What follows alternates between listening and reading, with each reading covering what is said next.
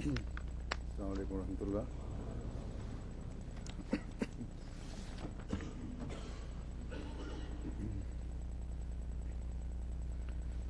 اشہد ان لا الہ الا اللہ وحدہ لا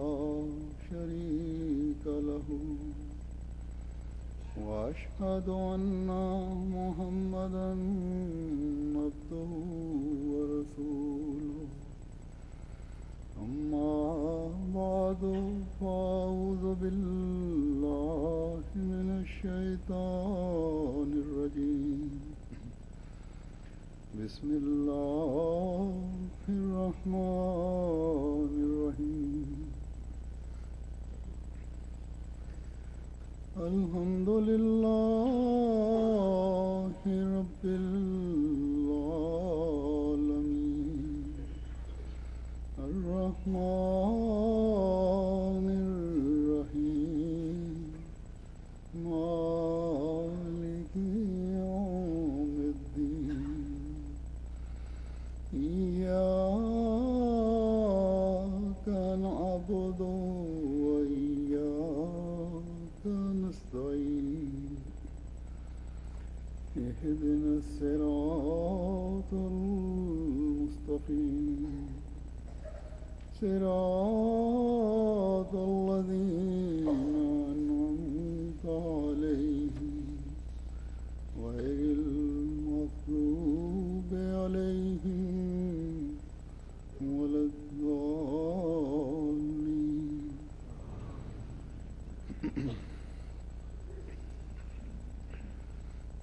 ایک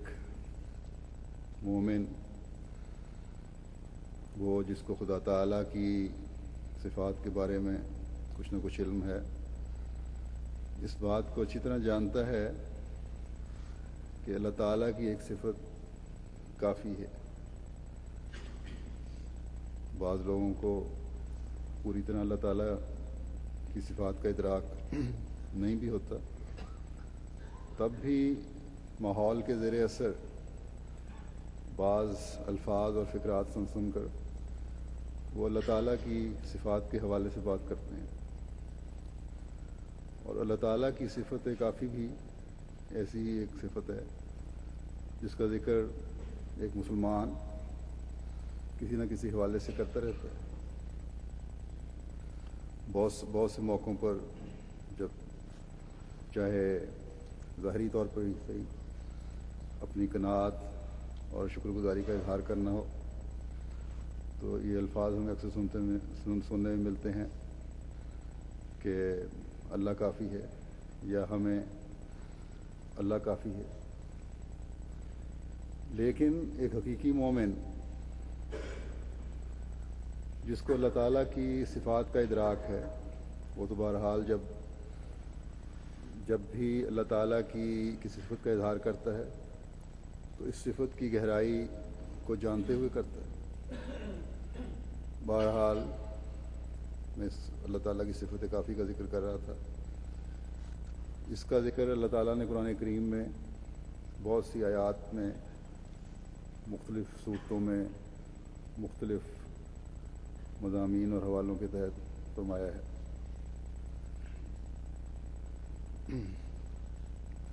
لغات میں بھی اس لفظ کے مختلف معنی لکھے ہیں اور جیسا کہ میں طریق رکھا ہوا ہے بیان کر دیتا ہوں تاکہ اس کی وسیع معنی بھی ہر ایک علم میں آ جائیں. تو یہ معنی جو ہیں چند ایک مختصر بیان کرتا ہوں. کفا کسی چیز کا کافی ہونا، کسی شے یا کسی ذات پر قناعت کرنا یا تسلی پانا اس کے معنی ہے. اور اگر دیکھا جائے تو اللہ تعالیٰ کی ذات سے زیادہ کون سی ایسی ہستی ہے جو انسان کے لیے کافی ہے یا تسلی دینے والی ہے یا جس کے ناموں پر انسان ہر وقت انحصار کر سکتا ہے.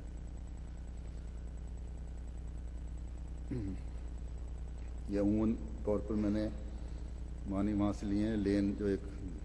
انگلش عربی ڈکشنری کتاب ہے، لغت ہے، اور اس نے بہت ساری لغات کو اکٹھا کیا ہوا ہے۔ پھر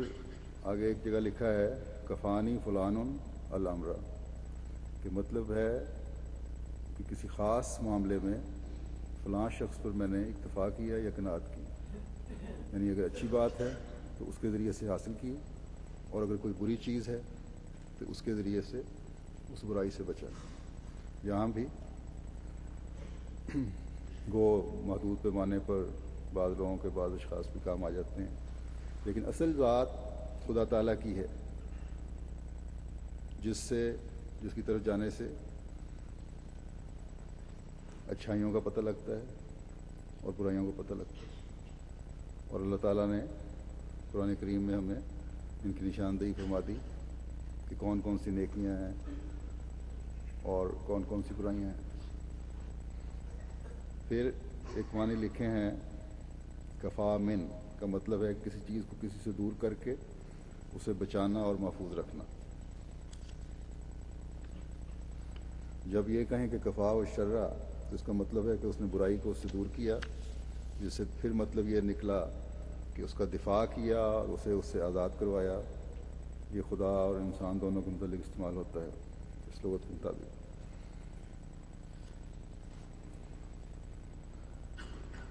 لسان العرب میں اس معنی کے ایک حدیث کے حوالے سے معنی بیان کیے گئے ہیں کہ حدیث بیان کی ہے کہ من قرأت الآیتین من آخر سورۃ البقرۃ فی لیلۃ کفاتہ اے اغناتہ عن قیام اللیل، جس نے رات کے وقت میں سورہ بقرہ کی آخری 2 آیات پڑھی تو وہ اس کے لیے کافی ہوں گی، یعنی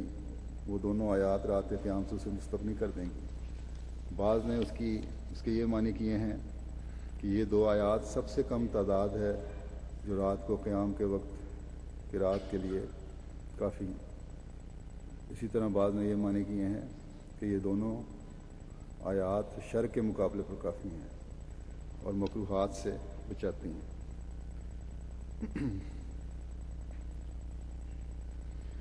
اگر ان پر غور کیا جائے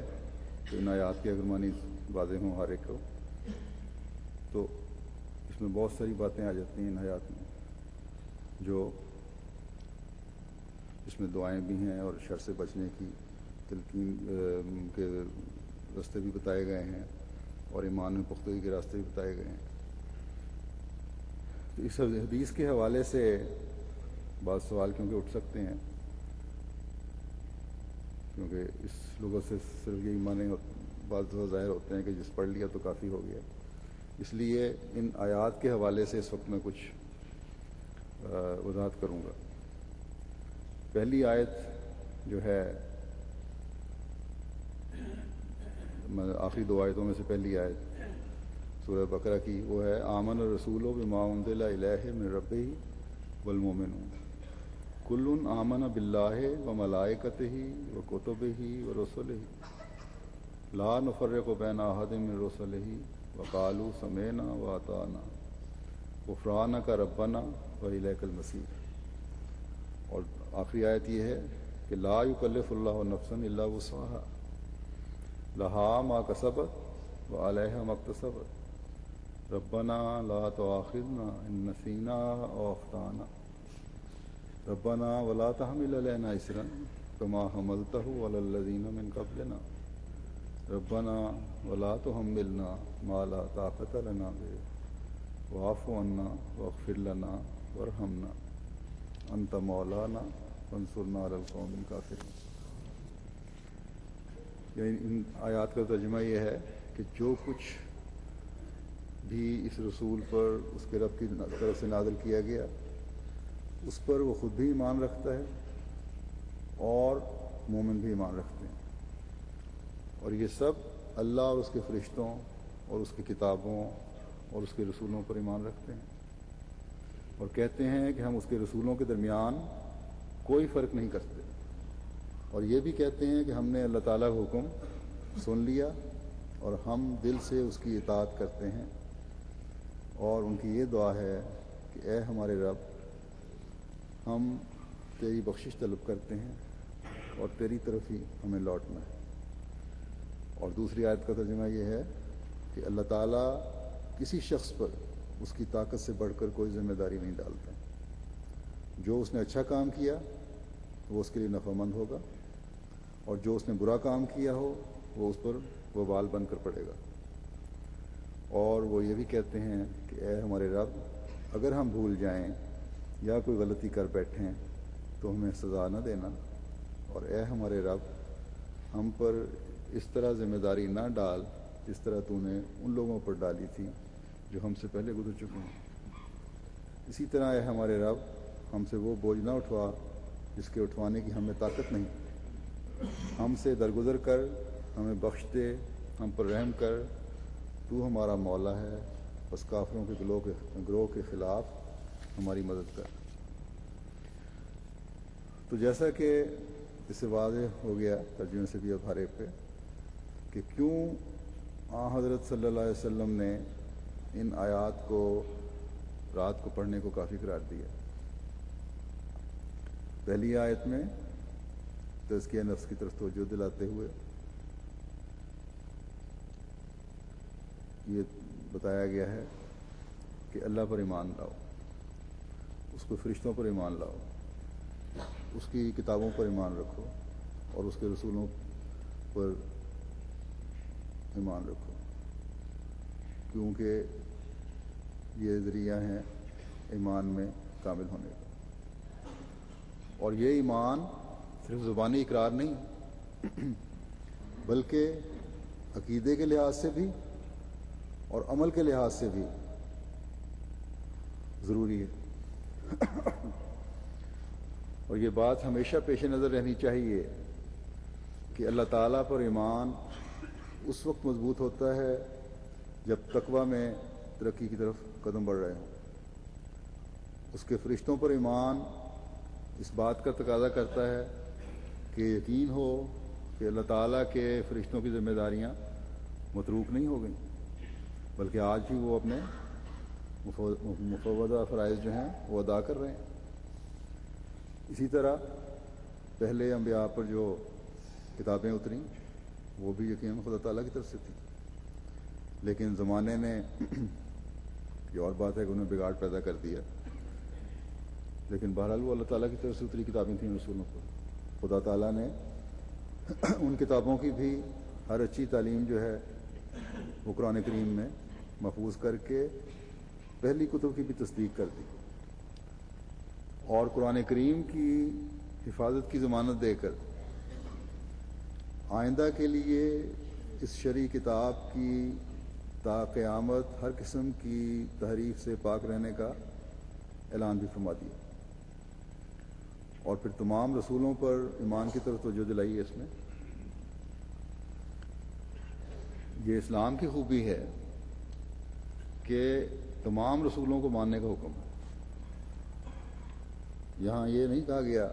کہ تمام سابقہ رسولوں کو مانو، بلکہ رسولوں پر ایمان ہے. اور قرآن کریم اور حضرت صلی اللہ علیہ وسلم نے مسیح موعود کے آنے کا جو بتایا اور راستہ کھول دیا، تو یہ راستہ کھول کر آئندہ آنے والے رسولوں کو ماننے اور ایمان لانے کا بھی حکم فرما دیا اس میں. اب یہ نام نہاد مسلمان علماء کی بدقسمتی ہے جنہوں نے نہیں مانا کہ اللہ تعالیٰ کے قانون کے مطابق مبعوث ہونے والے انبیاء کی بعثت کے طریق کو چھوڑ کر اس طریق پر مسیح موعود کے نازل ہونے کا انتظار کر رہے ہیں جو اللہ تعالیٰ کے قانون کے مطابق نہیں ہے. قرآن پر ایمان کا دعویٰ کرنے کے باوجود قرآن کی اس بات کا رد کر رہے ہیں جو اللہ تعالیٰ قرآن بھی فرماتا ہے کہ عزتی سب فوت ہو گئے، اور کوئی شخص جو اس دنیا میں آئے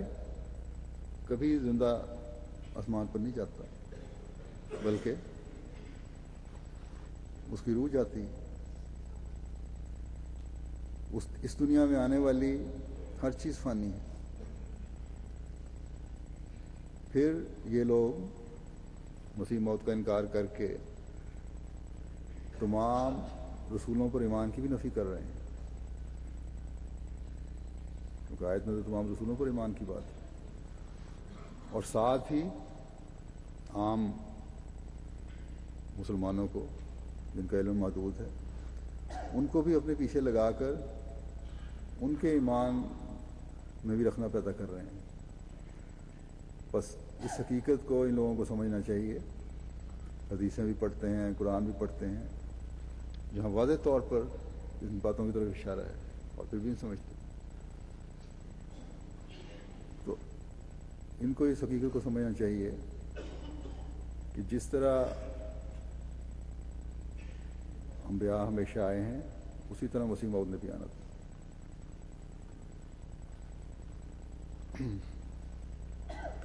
اگر حضرت مسیح موعود علیہ الصلوۃ والسلام نے خدا تعالیٰ کی طرف سے ہونے کا دعویٰ کیا ہے تو اس کی دلیلیں بھی پیش کی ہیں۔ خدا تعالیٰ کی فعلی تائیدات جو ہیں وہ بھی اس کے سچا ہونے کی شہادت دے رہی ہیں۔ اب ان لوگوں کو چاہیے عقل کریں اور اس مسیح موت کو مان کر مومنین کے گروہ میں شامل ہوں،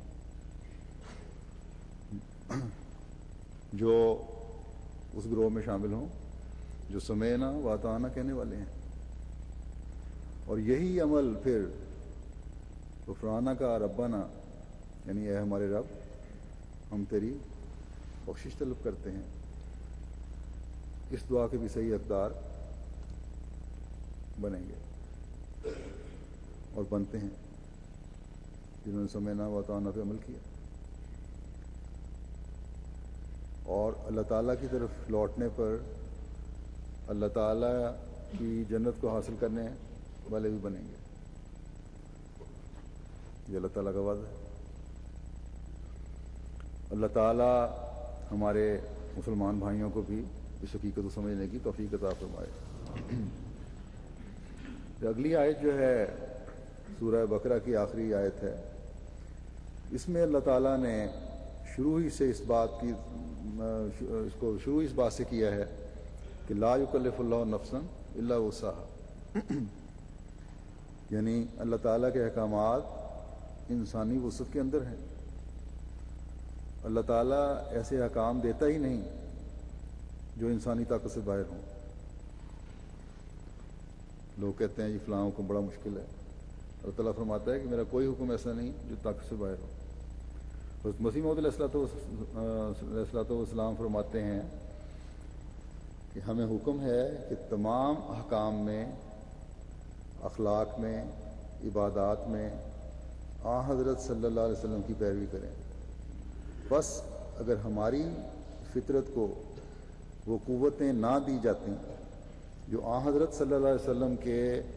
تمام کمالات کو ذلی طور پر حاصل کر سکتی، تو یہ حکم ہمیں ہرگز نہ ہوتا کہ ایسے بزرگ نبی کی پیروی کرو، کیونکہ خدا تعالیٰ فوق الطاقت کوئی تکلیف نہیں دیتی، طاقت سے بڑھ کر کوئی تکلیف نہیں دیتی، جیسا کہ وہ خود فرماتا ہے لا یکلف اللہ نفسا الا وسعها۔ بس یہ جو فرمایا ہے کہ یہ آخری دو آیات کافی ہیں، یہ صرف پڑھ لینے سے نہیں، بلکہ پہلی آیت میں ایمان پر مضبوط ہونے کا حکم ہے، اور جو ایمان پر مضبوط ہو جائے وہ اس قسم کی حرکت کر ہی نہیں سکتا کہ اللہ تعالیٰ کی کچھ باتوں کو تو مانے اور کچھ کو نہ مانے اور رد کر دے۔ اللہ تعالیٰ فرماتا ہے اسوہ تمہارے لیے رسول اللہ صلی اللہ علیہ وسلم کا قائم ہو گیا، اس لیے ایمان کی انتہائیں حاصل کرنے کے لیے اس اسوے پر چلنے کے راستے تلاش کرو،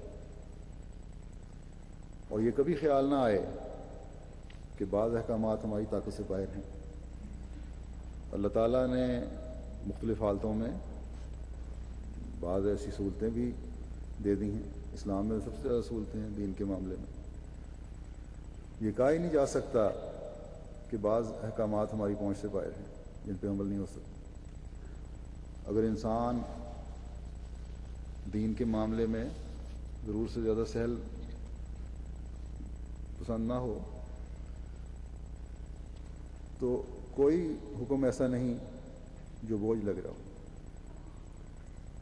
اگر دنیاوی کاموں کے لیے انسان محنت اور کوشش کرتا ہے تو دین کے معاملے میں کیوں محنت اور کوشش نہیں کر سکتا؟ بس یہ واضح ہو کہ آخری 2 آیات پڑھ لینے سے انسان تمام دوسرے احکامات سے آزاد نہیں ہو جاتا، بلکہ مطلب یہ ہے کہ جو غور کر کے پڑھے گا پھر وہ اس پر عمل بھی کرے گا۔ قیام اللیل سے انسان کس طرح مستغنی ہو سکتا ہے، جبکہ حضرت صلی اللہ علیہ وسلم نے اس کا نمونہ ہمارے سامنے پیش فرما دیا، اور حضرت مسیح موعود علیہ السلام نے فرمایا کہ آپ کا اسوہ ہمارے لیے تقلید کے لیے ہے، پیروی کے لیے ہے۔ اگر اس کا کوئی مطلب ہو سکتا ہے تو اتنا کہ ایمان میں ان آیات پر غور کرنے سے اللہ تعالیٰ کی مدد سے اتنی ترقی ہوگی کہ عبادتوں کے لیے جاگنا اور توجہ دینا کوئی بوجھ نہیں لگے گا۔ بخاری میں اس حدیث کے الفاظ صرف اس قدر ہیں کہ من قرأ بالآیاتین من آخری سورۃ البقرۃ فی لیلۃ کفاتہ، یعنی جس نے رات کے وقت میں سورہ بقرہ کی 2 آیات پڑھیں تو وہ دونوں آیات اس کے لیے کافی ہو گئیں۔ یہ ایمان میں ترقی، اللہ تعالیٰ کی پناہ میں آنے اور اس کا رحم اور بخشش مانگنے کی وجہ سے اللہ تعالیٰ پھر فضل فرمائے گا، ایمان میں ترقی ہوتی ہے، یہ کافی ہوتی ہیں، اور عبادات اور نیک اعمال کی طرف پھر توجہ پیدا ہوگی۔ ورنہ اگر یہ خیال ہو کہ صرف آیات پڑھ لینا کافی ہے تو اس آیت میں اللہ تعالیٰ نے یہ فرمانے کے بعد کہ کسی نفس پر اس کی طاقت سے بڑھ کر بوجھ نہیں ڈالا جاتا، پھر یہ کیوں کہا کہ لہا ما کسبت وعلیہا ما اکتسبت؟ یعنی انسان اگر اچھا کام کرے گا تو اس کا فائدہ اٹھائے گا، اور اگر برا کام کرے گا تو نقصان اٹھائے گا۔ صرف آیت کے یا ان آیات کے الفاظ دہرا لینے سے مقصد تو پورا نہیں ہوتا، بلکہ یہاں توجہ اس طرف کروائی کہ اپنی باتوں اور اپنے اعمال پر ہر وقت نظر رکھنی پڑے گی، اور جب یہ توجہ ہوگی اللہ تعالیٰ کے پیار کی نظر بھی اپنے بندے پر پڑے گی۔ اللہ تعالیٰ کے بندے کی ایمان میں ترقی اسے اللہ تعالیٰ کے قریب کر رہی ہوگی اور اس کی بخشش کا سامان کرے گی، نہ کہ اس کو پھر کسی کفارے کی ضرورت ہو، جس میں عیسائی کہتے ہیں۔ بس روزانہ یہ آیت پڑھنے سے نیکیوں کے کمانے کی طرف توجہ رہے گی۔ رات کو جائزہ لے گا ایک مومن کہ کون کون سی نیکیاں میں نے کی ہیں اور کون کون سی برائیاں کی ہیں۔ پھر اگر نیکیوں کی زیادہ توفیق ملی ہوگی، اگر شام نے یہ گواہی دی ہوگی کہ تم نے ڈرتے ڈرتے دن بسر کیا، تو شکر گزاری کے جذبے کے تحت ایک مومن پھر اللہ تعالیٰ کے حضور مزید جھکے گا۔ اور ایک مومن کیونکہ جو ہے اس کو نفس کے دھوکے کا بھی خیال رہتا ہے، اس لیے وہ پھر خدا تعالیٰ سے یہ عرض کرتا ہے کہ اگر میرا جائزہ جو میں نے لیا شام کو نفس کا دھوکہ ہے تو پھر مجھ پر رحم کر اور بخش دے، پھر بھی مجھ پر رحم کر اور بخش دے اور مجھے نیکیوں کی توفیق دے۔ اور اگر کھلی برائیاں سامنے آ رہی ہیں سارے دن کے اعمال میں نظر آ رہی ہیں، تو پھر بھی اللہ تعالیٰ کے حضور بخشش اور رحم کے لیے ایک مومن جھکتا ہے. جس طرح کہ اس آیت کے اگلے الفاظ اسی طرح توجہ دلاتے ہیں اور دعا کی طرف مائل کرتے ہیں. یہ الفاظ بھی تزکیہ نفس کے لیے بڑی جامع دعا ہے، کیونکہ تزکیہ نفس ہی ہے جو خدا تعالیٰ کے قریب کرتا ہے، اور بندہ دعا کے ذریعے سے پھر اللہ تعالیٰ کا قرب پاتا ہے. اور یہ دعائیں کیونکہ خدا تعالیٰ نے سکھائی ہیں، اس لیے اگر نیک نیتی سے کی ہوں اور دل سے نکلی ہوں تو اللہ تعالیٰ کے حضور قبولیت کا درجہ پاتی ہیں. پہلی دعا یہ سکھائی کہ ربنا لا تؤاخذنا ان نسینا او اخطانا، یعنی اے اللہ اگر ہم سے بھول چوک ہو جائے یا کوئی خطا ہو جائے تو ہمیں سزا نہ دینا. ایک مومن یہ عرض کرتا ہے کہ ہم اپنے ایمان میں ترقی کرنے کی ہمیشہ کوشش کرتے رہیں، اپنی عبادتوں کے معیار بلند کرنے کی ہمیشہ کوشش کرتے رہیں، تیرے تمام احکامات پر عمل کرنے کی ہمیشہ کوشش کرتے رہیں، حقوق العباد کی ادائیگی کے لیے ہمیشہ کوشش کرتے رہیں گے. لیکن پھر بھی ایک بشر ہونے کے ناطے اگر ہم کبھی غیر ارادی طور پر یا اپنی سستی کی وجہ سے ان تمام باتوں پر عمل کرنا بھول جائیں، یا اگر ہم سے ان کاموں کی ادائیگی کے دوران کوئی غلطی ہو جائے، نیکی کے دوران، نیکی کا کام کرنے کے دوران بھی شیطان پھسلا دے اور وہ نیکی دوسرے کے لیے تکلیف کا باعث بن جائے، جیسا کہ خود اللہ تعالیٰ نے جگہ فرمایا ہوا ہے کہ صدقہ خیرات کرو لیکن ایسا صدقہ یا نیکی جس کے پیچھے تکلیف پہنچانا یا احسان جتانا ہو، اس کو اللہ تعالیٰ نے ناپسند فرمایا. بس اس دعا کے ساتھ یہ مدد مانگی کہ کبھی ایسی صورت ہو جائے تو ہمارا مواخذہ نہ کرنا، بلکہ ہمیں اپنے رحم اور فضل سے سیدھے راستے پر ڈال دینا، تاکہ ہمارا کوئی عمل تیری رضا کے حاصل کیے بغیر نہ ہو. پھر فرمایا کہ ربنا ولا تحمل علینا اصرا کما حملتہ علی الذین من قبلنا، یعنی اے خدا ہم پر وہ ذمہ داری نہ ڈالنا جو تو نے ان لوگوں پر ڈالی جو ہم سے پہلے گزر چکے ہیں. یعنی ہم سے کوئی ایسا فعل سرزد نہ ہو جو تیری رضا کے خلاف ہو. ہم ہمیشہ تیرے احکامات پر عمل کے پابند رہیں اور ان لوگوں کی طرح نہ بن جائیں جو ہم سے پہلے گزرے اور جنہوں نے تیرے احکامات کو پس پش ڈال دیا اور تیری ناراضگی کی مورد بن گئے. بس ہمیں تو ہر کام کے کرنے کے لیے تیری مدد کی ضرورت ہے. کبھی ایسا وقت نہ آئے کہ ہماری شامت اعمال ہمیں تجھ سے دور لے جائے، ہم تیرے احکامات پر عمل کرنے والے نہ بنے، نہ ہوں. کبھی ایسا وقت نہ آئے، کیونکہ یہ تو ظاہر ہے کہ اللہ تعالیٰ کوئی بوجھ، ایسا بوجھ انسان پر نہیں ڈالتا جو اس کی طاقت اور وسعت سے باہر ہو. بس انسان کی کمزوریاں ہی اسے ان نیکیوں سے دور لے جاتی ہیں جن کے کرنے کا اللہ تعالیٰ نے حکم فرمایا ہے. تو اللہ تعالیٰ سے یہ دعا ہے کہ ہم نے جو تیرے سے عہد کیے ہیں وہ کبھی نہ ہم توڑیں، جس طرح پہلے لوگوں نے توڑے اور پھر سزا کا سامنا کرنا پڑا.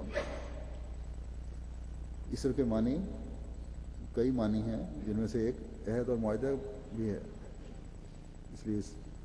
اس حوالے سے میں نے یہ بات کی ہے. اس کے علاوہ اور بھی کئی معنی ہیں، مثلا بہت مشکل قسم کا معاہدہ، بہت بڑی ذمہ داری جس کے نہ کرنے سے سزا ملے، پھر کوئی گناہ یا جرم، تو اس لحاظ سے ایک مومن دعا مانگتا ہے کہ پہلے لوگ اپنے وعدے پورے نہ کر سکے، اور وہ پورے نہ کر کے، معاہدوں پر عمل نہ کر کے، احکامات پر عمل نہ کر کے تیری سزا کے مورد بنے، اے اللہ تعالیٰ تو ہمیں ان سے بچانا، ایسے اعمال سے۔ پھر فرمایا کہ ربنا ولا تحملنا ما لا طاقت لنا بہ، کہ اے اللہ ہم پر کوئی ایسا بوجھ نہ ڈالنا جس کی ہم میں طاقت نہیں۔ اللہ تعالیٰ بعض دفعہ دنیاوی امتحانوں کے ذریعے سے بھی بندوں کو آزماتا ہے، تو یہاں اس حوالے سے بھی یہ دعا ہے کہ اللہ تعالیٰ کسی بھی قسم کا دنیاوی امتحان اور ابتلا جو ہے اس سے ہمیں بچائے، اور ایسا نہ ہو کوئی بھی امتحان جو ہماری طاقت سے باہر ہو۔ اصل میں تو مومن کو ہمیشہ روحانی ابتلاؤں کے ساتھ دنیاوی امتحانوں سے بھی بچنے کی دعا مانگتے رہنا چاہیے۔ یہ نہیں کہ جب حالات اچھے ہوں تو یاد خدا نہ رہے، لیکن اللہ تعالیٰ بعض اوقات دنیاوی لحاظ سے بھی مومنوں کو آزماتا ہے، تو اس دعا کو ہمیشہ سامنے رکھتا ہے ایک مومن پھر، کہ میرا امتحان کسی بھی طرح میری طاقت سے بڑھ کر نہ ہو، کیونکہ بعض دفعہ دنیاوی امتحانوں کی وجہ سے روحانی ابتلا کا بھی آ جاتے ہیں، دنیاوی امتحان روحانی ابتلا کا موجب بھی بن جاتا ہے۔ اگر اللہ تعالیٰ نے کسی بھی قسم کا دنیاوی امتحان لینا ہے بھی ہے تو اتنی طاقت بھی عطا فرمائے کہ میں اسے برداشت کر سکوں۔ کئی طریق سے اللہ تعالیٰ آزماتا ہے، اولاد کے ذریعے سے، مال کے ذریعے سے، اور بہت سے ذرائع ہیں، تو ہر صورت میں خدا تعالیٰ کی پناہ کی تلاش ایک مومن کو کرتے رہنا چاہیے، اور ہر دو قسم کے ابتلاؤں سے بچنے کے لیے یہ دعا سکھائی کہ دعا مانگو کہ واعف عنا، کہ اگر ہم ارادتاً یا غیر ارادی طور پر بھی ہم نے وہ کام نہیں کیے جو ہمیں کرنے چاہیے تھے اور اس کے نتیجہ میں ابتلا آیا ہے، تو ہم التجا کرتے ہیں کہ ہماری پردہ پوشی فرماتے ہوئے ہمیں معاف فرما اور ہمیں ان کے بد اثرات سے بچا لے۔ پھر فرمایا کہ یہ دعا کرو کہ وغفر لنا، ہمیں بخش دے۔ غفر کے معنی ڈھانکنے کے بھی ہیں، اور اسی طرح معاملے کو درست کرنے اور اصلاح کرنے کے بھی ہیں، اور مٹا دینے کے بھی ہیں۔ گویا یہ دعا ہے کہ اے اللہ ہمارے تمام ایسے کام جو تیرے نزدیک غلط ہیں ہماری خطا معاف کرتے ہوئے ان کے بد اثرات کو مٹا دے اور انہیں ختم کر دے، اور آئندہ ہمیں اپنے معاملے درست رکھنے اور ہمیشہ اصلاح کی طرف مائل رہنے کی توفیق بھی عطا فرما، تاکہ ہماری خطائیں کبھی تیری ناراضگی مول لینے والی نہ بنے۔ پھر فرمایا یہ دعا کرو ورحمنا، ہم پر رحم کر، یعنی ہمارے سے نرمی اور مہربانی کا سلوک رکھ، محض اور محض اپنے رحم کی وجہ سے ہماری غلطیوں کو معاف فرما، اور نہ صرف معاف فرما بلکہ تیرے رحم کا تقاضا ہے کہ اس معافی کے ساتھ ہمیں آئندہ غلطیوں سے بچنے اور اپنی رضا کے حصول کی توفیق بھی عطا فرما، ایسے کام کرنے کی توفیق عطا فرما جو یہ تیری رضا حاصل کرنے والے ہوں، تاکہ ہم ہمیشہ ان لوگوں میں شمار ہوں جن پر تیرے پیار کی نظر پڑتی رہتی ہے، اور ان غلطیوں کی وجہ سے ہماری ترقی کی رفتار کبھی کم نہ ہو، اور نہ کبھی ہماری غلطیوں کی وجہ سے ہماری ترقی رکے۔ انت مولانا، تو ہمارا آقا اور مولا ہے، اور تیرے علاوہ کوئی نہیں۔ جو ہمارے سے عفو کا سلوک کرے، مغفرت کا سلوک کرے، رحم کا سلوک کرے۔ یہ اللہ تعالیٰ کی ذات ہی ہے جو اپنے بندوں سے ایک انتہا تک عفو اور مغفرت و رحم کو لے جاتی ہے۔ ہماری ذاتی کمزوریوں سے بھی جماعت پر اثر نہ آئے، کیونکہ بعض دفعہ ذاتی کمزوریوں کی وجہ سے بھی لوگ اس شخص کی وجہ سے جماعت پر انگلی اٹھا رہے ہوتے ہیں، اور جماعتی کمزوریاں بھی جو ہیں بعض دفعہ ہو جاتی ہیں، عہدیداروں کی طرف سے بھی ہو جاتی ہیں۔ لوگوں کو جماعت پر انگلی اٹھانے کا کبھی موقع نہ دیں۔ اور جب ہمارا یہ دعویٰ ہے کہ ہم الہی جماعت ہیں، تو دنیا پھر اگر اس طرح ہو، پھر ہماری کمزوری کی وجہ سے دنیا کو انگلی اٹھانے کا موقع ملے، تو پھر دنیا یہ کہے گی کہ ان لوگوں کے یہ عمل ہیں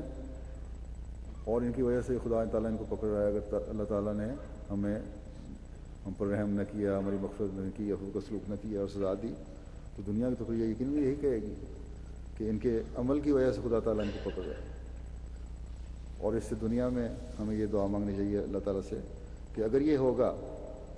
تو پھر اس سے دنیا میں تیرا پیغام پہنچانے میں روک پیدا ہوگی۔ ہمارے سپرد حضرت مسیح علیہ الصلوۃ والسلام کی یہ جو جماعت ہے، اس کے جو بھی کام کیا گیا ہے، یہ تیرا پیغام دنیا میں پہنچانا ہے، اس میں پھر روک پیدا ہوگی۔ بس تجھ سے بھیک مانگتے ہیں کہ اے ہمارے مولا، ہم سے سختی کا سلوک نہ کر، ہماری غلطیوں پر ہماری اصلاح کرتا رہے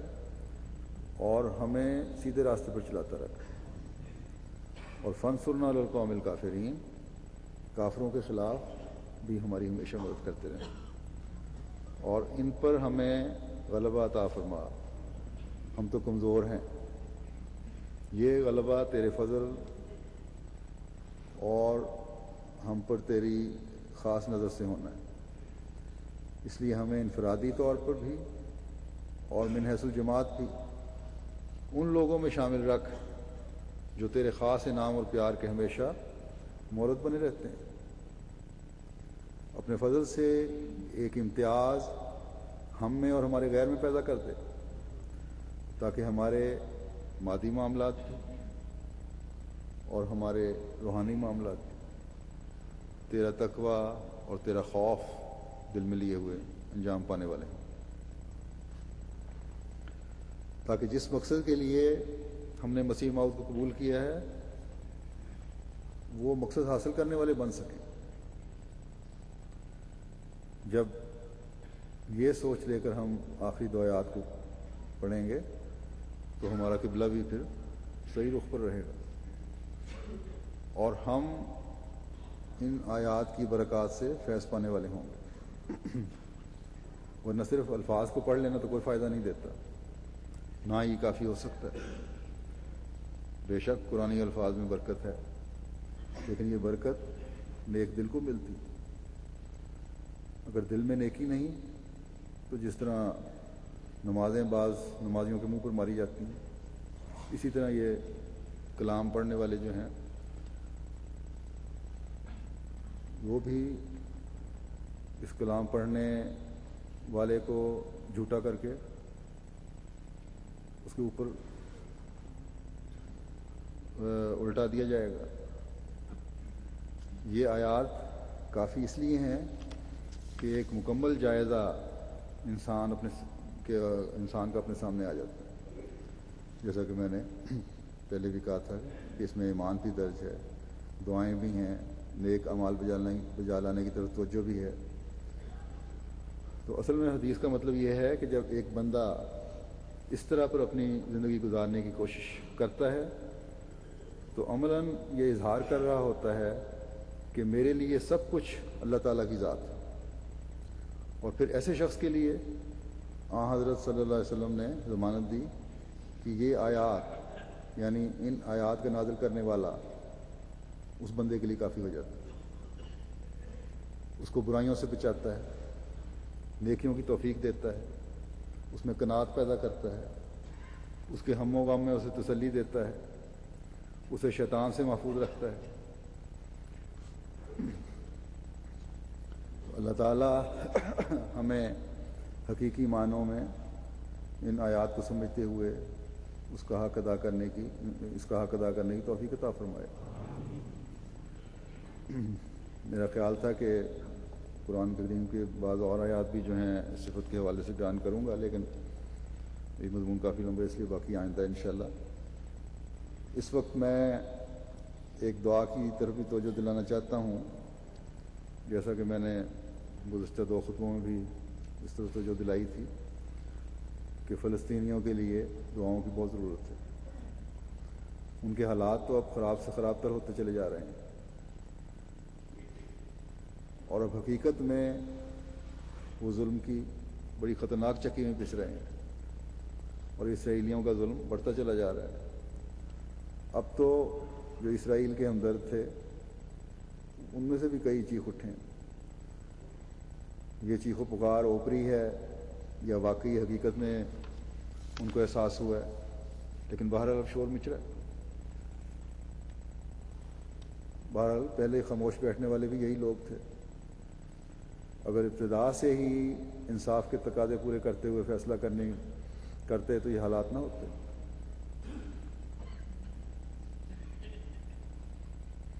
تو یہ جو خاموشی رہی ہے ان ملکوں کی، یہ بھی ایک طرح سے ظلم کا ساتھ دینے والی بات ہے اور ظلم کو ہوا دینے کے مترادف ہے۔ بہرحال معصوم بچے، عورتیں، بوڑھے جس بے دردی سے شہید کیے جا رہے ہیں، اللہ تعالیٰ سے ان کے لیے بھی رحم اور فضل کی دعا مانگیں۔ اس وقت ہم ان مظلوموں کی صرف یہی مدد کر سکتے ہیں، اور دوسرے یہ UN کی بعض منظور شدہ تنظیمیں ہیں اور خود UN کا ادارہ بھی ان مریضوں اور بھوکوں کے لیے وہاں دوائیاں اور خوراک پہنچا رہے ہیں۔ گو کہ یہ انتظام اتنا معیاری تو نہیں اور بعض پہنچ بھی نہیں رہا صحیح طرح، لیکن پھر بھی صرف ان ذرائع سے ہی ان کی مدد ہو سکتی ہے، اگر کی جا سکتی ہے کسی بھی قسم کی مادی مدد۔ اسی طرح سیو دی چلڈرن ہے ایک تنظیم، انہوں نے بھی لکھا تھا، اور دوسری تنظیمیں ہیں، یہ تنظیمیں وہاں مدد کر رہی ہیں۔ تو ان تنظیموں کو بھی یہ ڈونیشن مانگ رہی ہیں، ہمیں مدد کرنی چاہیے۔ ہیومینٹی فرسٹ نے بھی کچھ کر کے ان کے ذریعے سے بھیجے گی، اور جماعتی طور پر بھی انشاءاللہ مدد ہوگی۔ تو یہ مدد جو ہے وہ ضرور احمدیوں کرنی چاہیے جن کو توفیق ہے، اور سب سے بڑھ کر یہی، جیسا کہ میں نے کہا کہ دعا کریں اللہ تعالیٰ ان معصوموں پر رحم فرمائے اور ظالم کو پکڑے۔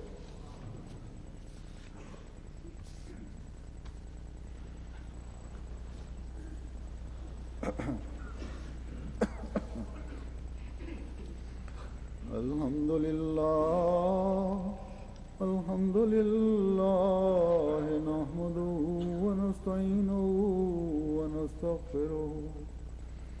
ونؤمن به ونتوکل علیہ ونعوذ باللہ من شرور انفسنا ومن سیئات اعمالنا، من يهده الله فلا مضل له ومن يضلله فلا هادي له،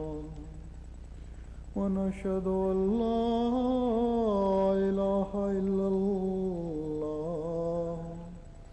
ونشهد أن محمدا عبده ورسوله۔ عباد الله رحمكم الله، إن الله يأمر بالعدل والإحسان وإيتاء ذي القربى وينهى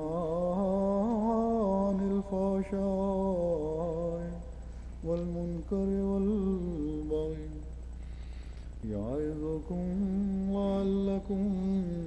تذكرون۔ اذكروا الله يذكركم وادعوه يستجب لكم ولذكر الله أكبر.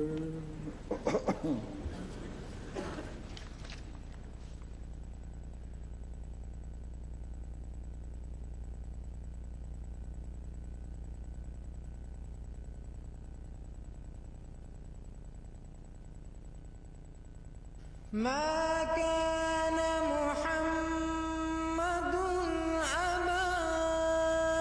أحد من رجالكم ولكن